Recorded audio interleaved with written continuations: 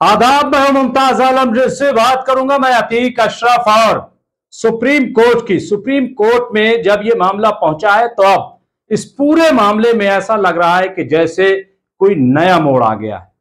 हालांकि ऐसी उम्मीद नहीं की जा रही थी, लेकिन सुप्रीम कोर्ट ने इस मामले को जितनी गंभीरता से लिया है, जितनी संजीदगी से लिया और जो सवाल उठाए हैं वो योगी सरकार के लिए और खास तौर से उत्तर प्रदेश की पुलिस जो है वो कटघरे में खड़ी हो गई।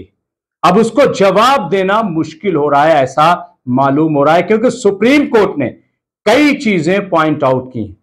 सुप्रीम कोर्ट ने कई ऐसे सवाल खड़े किए हैं और यह कहा है कि 4 हफ्ते के अंदर अंदर अतीक और अशरफ का जो कत्ल हुआ है उस मामले में आप तहरीरी तौर पर अपना हलफनामा दाखिल कीजिए। जाहिर है कि यह योगी सरकार के लिए और उत्तर प्रदेश की पुलिस के लिए खास तौर से पसीना निकाल देने वाला सवाल है और हलफनामा में क्या होगा यह देखने वाली बात होगी। सबसे पहले मैं आपको बताऊं कि सुप्रीम कोर्ट ने सवाल क्या खड़ा किया है। सुप्रीम कोर्ट ने सवाल यह किया है कि आखिर इस मामले में अब तक हुआ क्या, यानी अतीक और अशरफ का जिस तरीके से मर्डर हुआ है, इस मामले में योगी सरकार, यूपी सरकार ने अब तक क्या कार्रवाई की है, यह सवाल किया है, सवाल नंबर 1। इसके साथ ही सवाल नंबर 2 कि अब तक इस पूरा मामला जो है, इसका मुकदमा वो कहां तक पहुंचा, यानी क्या हुआ इस मामले में, ये दूसरा सवाल था। और तीसरा सवाल जो वो ये कि अतीक अशरफ मामले की सुनवाई करते हुए जस्टिस रवींद्र भट्ट ने पूछा कि 5-10 लोग अपनी सुरक्षा कर रहे थे, ये सुरक्षा कर रहे थे, कोई कैसे ऐसे आ सकता है, यानी अतीक और अशरफ की सिक्योरिटी में लोग लगे हुए थे, इसके बावजूद कोई कैसे अतीक और अशरफ के पास इस तरीके से पहुंच सकता है, और पहुंच ही नहीं सकता बल्कि कोई कैसे ऐसे गोली मार सकता है किसी को, और ये कैसे होता है, ये सवाल किया है सुप्रीम कोर्ट ने। और यह भी सवाल किया है कि कहीं ये किसी की मिली भगत तो नहीं। इशारा बहुत साफ है और सवाल बहुत बड़े हैं, जिसका जवाब अब यूपी पुलिस और यूपी सरकार को देना है। इसके साथ ही सुप्रीम कोर्ट ने यह भी कहा कि आखिर जो अतीक अहमद के 2 नाबालिग बच्चे हैं उनको न्यायिक हिरासत में क्यों रखा गया, इसकी वजह क्या है, उन्हें क्यों नहीं छोड़ा जा रहा है, उनके जो रिश्तेदार हैं उनके हवाले इन बच्चों को क्यों नहीं किया जा रहा है। एक चीज और जो सुप्रीम कोर्ट ने इशारा किया है जिससे यूपी पुलिस के पसीने छूट गए कि कहीं ऐसा तो नहीं है कि अतीक और अशरफ को मरवाने में पुलिस का ही हाथ। यह सवाल जो है, जाहिर है कि इसका जवाब यूपी सरकार को और यूपी पुलिस को देना है और 4 हफ्ते के अंदर अंदर देना है, हलफनामे की सूरत में देना है। अब देखिए, कहा कि आप बताइए कि ये जो अतीक और अशरफ के बेटे हैं इनका क्या गुनाह है, क्यों इनको न्यायिक हिरासत में रखा गया है, क्यों इनको उनके रिश्तेदारों के हवाले नहीं किया जा रहा है। ये अपने आप में एक बड़ा सवाल सुप्रीम कोर्ट ने किया है।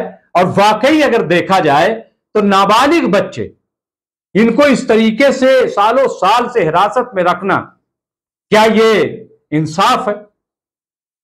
आपको बता दें कि अतीक और अशरफ का मर्डर जो है वो 15 अप्रैल 2023 को हुआ था। यह उस वक्त हुआ था कि जब अतीक अहमद को पुलिस के रिमांड पर भेजा गया था।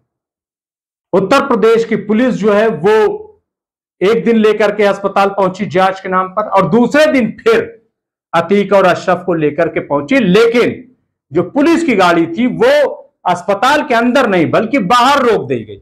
और तभी वहां पे कुछ पत्रकार आ गए और पत्रकार के भेष में वहां पे 3 जो है शूटर भी पहुंच गए।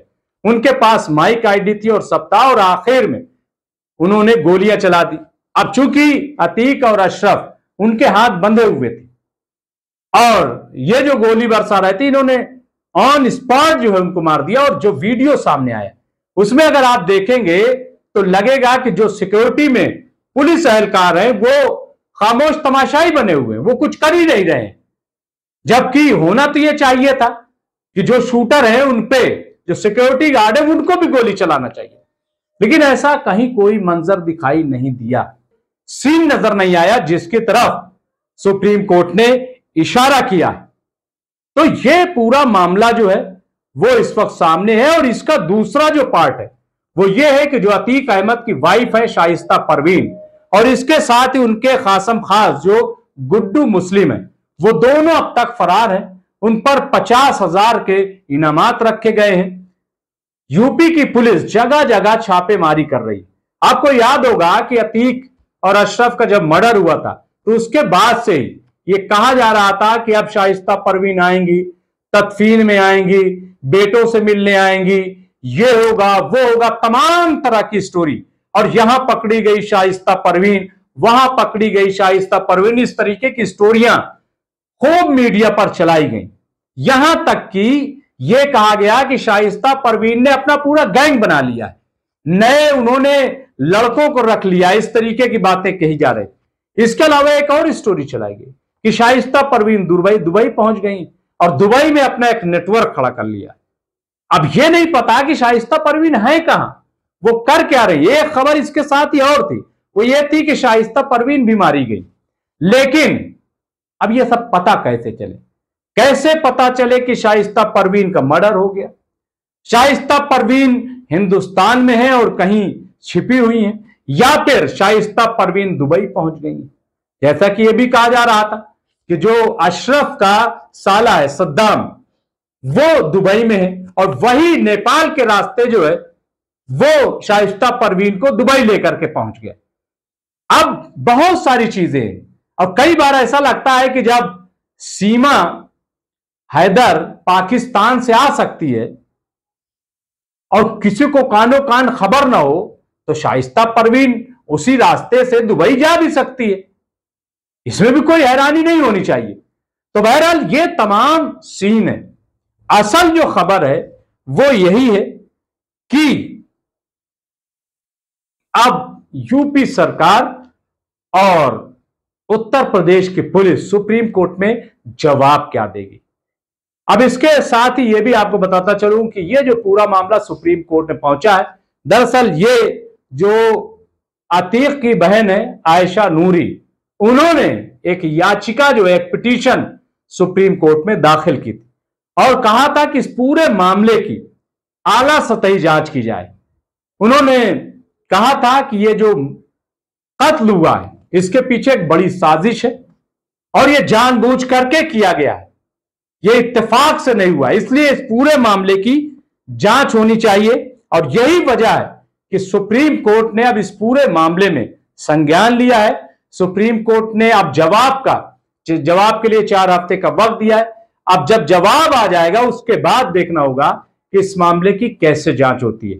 लेकिन अगर देखा जाए तो वाकई अतीक और अशरफ के मामले में एक नया मोड़ है और इससे कई परतें खुलेंगी और यह सामने बात आ सकती है कि आखिर इस मर्डर के पीछे कौन है। हम भी इंतजार करते हैं और आपको अपडेट करते रहेंगे कि आखिर अतीक और अशरफ के मामले में नया क्या है। बहुत बहुत शुक्रिया।